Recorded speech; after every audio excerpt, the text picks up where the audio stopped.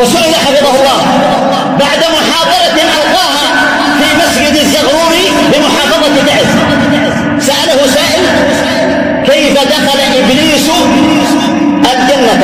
فأجاب بقوله: قد دخل وخرج، ولكن أخبرني كيف ستدخلها أنت. مشغول بإبليس كيف دخل الجنة. قال: أخبرني كيف ستدخل الجنة أنت. أما إبليس فقد دخل وخرج. بعضهم يبقى منشغلا بإبليس وينسى نفسه، كيف دخل الجنة، كيف خرج منها، مسو زوجة إبليس إلى آخر ذلك. بعض هؤلاء لا يعرف نواقض الوضوء، وبعضهم لا يعرف شروط الصلاة، وبعضهم لا يعرف أركان الصلاة، ومنهم من لا يعرف واجبات الصلاة، بالإضافة إلى أمور